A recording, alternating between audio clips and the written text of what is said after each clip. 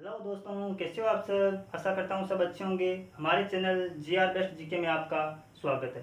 ठीक है, आज हम बात करेंगे गुर्जर प्रतिहार वंश की।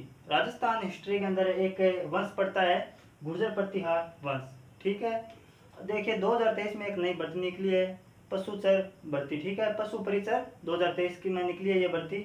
तो इसका जो सिलेबस है, ये सिलेबस देखिए, ये सिलेबस है जो राजस्थान जीके है, ये लगभग पूरा ही है। ठीक है, पूरा जीके है। राजस्थान में जितने जियोग्राफी हो गई राजस्थान की, आर्ट एंड कल्चर हो गया, हिस्ट्री हो गई, ये सब पूरा मतलब Rajasthan GK, all Rajasthan GK है। ठीक है, इसमें जो 105 नंबर का जीके आने वाला है, उसमें हम शानदार अच्छी तरीके से आपको तैयारी करवाएंगे।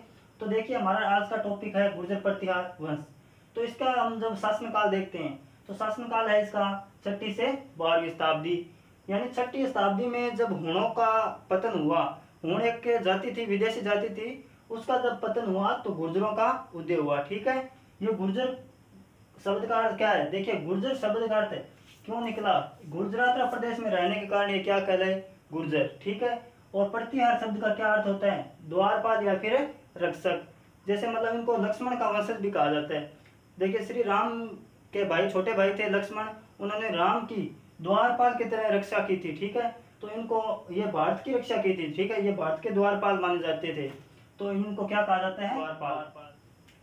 बात करते हैं हम जानकारी, यानी गुर्जर प्रतिहार वंश है, इसकी हमें जानकारी कहाँ से मिलती है। ठीक है, इसके प्रमुख स्रोत कौन कौन से हैं, मतलब जो अभिलेख है उनसे हमें कौन कौन से अभिलेखों से हमें जानकारी मिलती है, उनके बारे में हम चर्चा के माध्यम से या फिर शॉर्ट वीडियो है इनके माध्यम से हम याद करेंगे।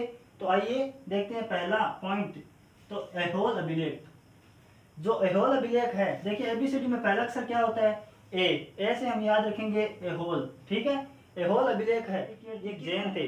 ठीक है, रवि कीर्ति जैन ने ऐहोल अभिलेख लिखा। ठीक है, और उस ऐहोल अभिलेख में गुर्जर शब्द मिलता है। ठीक है, गुर्जर इस वंश से संबंधित है, मतलब ये इस गुर्जर प्रतिहार वंश से संबंधित है ऐहोल अभिलेख। इसमें हमें कौन सी जानकारी मिलती है, गुर्जर शब्द की।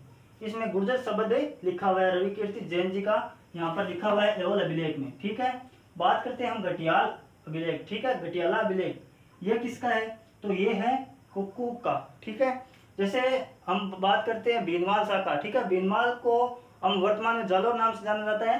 देखिए, बीनवाल शाखा थी, उसका जो प्रथम शासक था नागभट्ट प्रथम, उसके बाद में जो शासक बनता है हुक्कूक, उसका ये जो अभिलेख है घटियाला अभिलेख। ठीक है, इसमें हमें क्या जानकारी मिलती है, इसमें जानकारी में मिलती है प्रतिहारों का मूल पुरुष कौन था। ठीक है, प्रतिहारों का मूल पुरुष किसे कहा गया है, या फिर इसको ये भी लिख सकते हैं, या फिर इसको हम ये भी याद कर सकते हैं कि प्रतिहारों का आदि पुरुष किसे कहा जाता है, तो इसे कहा जाता है हरिश्चंद्र को। ठीक है, ये कहाँ का शासक था, ये मंडोर रासो, पृथ्वीराज रासो। ये जो ग्रंथ है ये किसने लिखा, चंद्रवरदाई ने। ठीक है, चंद्रवरदाई ने कौन सा ग्रंथ लिखा, पृथ्वीराज रासो। ठीक है, इसमें अग्निकुल का सिद्धांत देखिए, अग्निकुल सिद्धांत है, इसमें 4 जातियों की उत्पत्ति हुई थी, ऐसा माना जाता है। ठीक है, 4 जातियों की उत्पत्ति, कौन कौन सी जातियां थी वो देखिए, याद रखेंगे हम ट्रिक के माध्यम से। तो ट्रिक है हमारा P2C2। ठीक है, क्या ट्रिक है, P2C2। तो P2 का मतलब, यानी P पर 2 बार नाम आएंगे, प्रतिहार और परमार। ठीक है, सब जाति का उत्पन्न हुई प्रतिहार और परमार। ठीक है, प्रतिहार हुई पहले, 2 नंबर पे हुई परमार। ठीक है, 3 नंबर पर हम याद रखेंगे और 4 नंबर पर याद रखेंगे सीटू से।